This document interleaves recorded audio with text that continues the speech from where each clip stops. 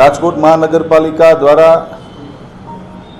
આપના પ્રશ્નમાં હું આપને જણાવવા માગું છું કે 80થી વધુ છે, 80 નથી પણ 80થી 100થી વધુ જે ડોમ પ્લાસ્ટિકના છે ને સિંગલ ગેટ એન્ટ્રી છે એવા તમામ ડોરને જો મંજૂરી આપવામાં આવી હશે તો એ મંજૂરી રદબાતલ કરી અને ડોમ તાત્કાલિક ધોરણે રિમૂવ કરવાની અમે લોકો નોટિસ આપવાના છીએ અને જો એ ન કરે તો પછી મહાનગરપાલિકા પોતે જઈને રિમૂવ કરી નાખશે. અગ્નિકાંડ બાદ સ્કૂલને પણ સીલ લાગ્યા હતા, પરંતુ હાલ અત્યારે સીલ ખુલી ગયા છે અને સ્કૂલ પણ શરૂ છે. જે શાળાના બીયુ સર્ટિફિકેટ હશે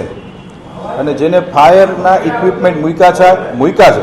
અને એને એનઓસી આપવામાં આવેલા છે એ જ શાળાઓને ખુલી છે. અને કદાચ એવું પણ બની શકે, મારી પાસે પૂરતી માહિતી નથી પણ હું લઈ લઉં છું, જો જે શાળા પાસે બીયુ નહીં હોય પણ ફાયર તો મુકાવ્યા જ છે પણ શાળા ખુલતી હતી એટલે વિદ્યાર્થીનું એજ્યુકેશન બગડે નહીં એટલે ફાયર તો બધી દરેક સ્કૂલમાં મુકાવ્યા છે પણ બીયુ સર્ટિફિકેટ જૂની શાળાઓ છે કે જે ટાઉન પ્લાનિંગ એક્ટ પહેલાંની, આથી 35 વર્ષ પહેલાં ટાઉન પ્લાનિંગ એક્ટ નહોતો ત્યારે એ જે એવી જૂની શાળાઓ છે જેમાં કપાત કરવી બહુ મુશ્કેલી પડે એમાં આપણે ફાયરના એનઓસી એ લોકોનું લઈને શાળાઓ ચાલુ કરાવી છે. એનઓસી સ્પષ્ટ છે, મળી શકે એમ જ નથી તો પણ શાળા ધમધમે જ છે. તો એવી શાળા ઉપર ચોક્કસ પ્રમાણે અમે કાર્યવાહી કરશું.